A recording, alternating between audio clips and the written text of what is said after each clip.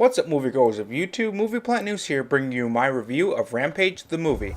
Rampage is about Davis and three monsters. As you saw in the trailer, something lands from space and infects these three animals. One of the animals is close to Davis, so when his friend George starts acting strange, it's up to him and two others to find out what's happening, eventually calm him down, and as you saw in the trailers, fight the remaining two monsters. I, like many of you guys, went to see the movie expecting monster on monster fights, which does happen, but only for the last 20 minutes of the movie, which was kind of disappointing. It was what you would expect from a monster versus monster in the city. Rampage didn't add anything new or do anything new to add to the over-the-top action monster film that you've come to know. You've got your falling buildings, your army guys, you're attacking the monster with the main character on the ground, dodging all of the debris that's falling, and of course you have the sidekicks. Though I do have to say that the friendship between George and Davis was fun to watch on screen. The humor, as Davis calls it, is George was using, and the way he interacted with Davis gave the CGI monkey some personality and general friendship with Davis that helped the movie not be as bad as it could have been without it. Now, this movie starts off great. It keeps your attention while still having purpose for what's happening on screen. And I was thinking, this is going to be a great movie. And then about midpoint into the movie, it started to fall apart. Only to pick itself back up at the end of the movie, which about the last 20 minutes, which is what we came to see. The monster fight and the monsters destroying the city. A lot of times when there's a problem and when you think, how does this happen or how did the monster do that, its answer lies in the spliced DNA that they were explaining with the serum.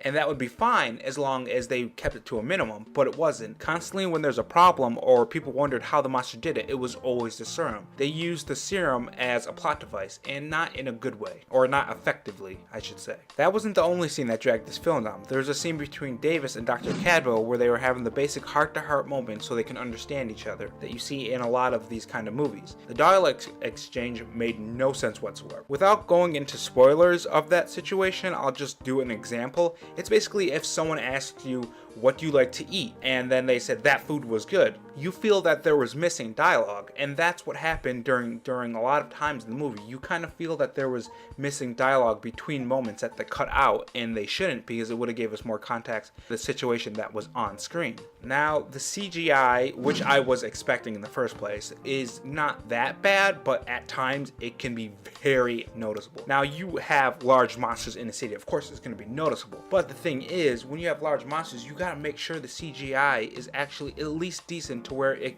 won't take you out of the movie, which unfortunately that's what happens multiple times in the movie to me. It took me out of the movie when the CGI turned bad, and it was a big factor that actually hurt the movie, alongside its Saturday morning cartoon villains. The villains in this movie are brother and sister, and they're the basic corporate stooges that you find in these kind of movies, where the government is doing something secretly, or a company, as in this case, is doing something in secret and testing on animals. And now that would be fine, like how Ready Player One handles its corporate stooge type villain, but they added the Saturday morning cartoon in it, and that kind of ruined it. Everything, I mean everything about these characters just screams Saturday morning cartoon, and not in a good way. Nothing that they did made me think, oh, these are good villains. They're just dumb, and that's what this movie is, just big dumb fun. And if you're looking for a big dumb fun movie, then I suggest you check Rampage out of your library, because this movie is a 6 out of 10 and I don't think it's worth seeing in theaters. Alright guys, that's it for this video. If you like what you see and you like what you hear, hit that subscribe button. I do movie reviews, TV show reviews, trailer breakdowns, and more. And as always, have a good one.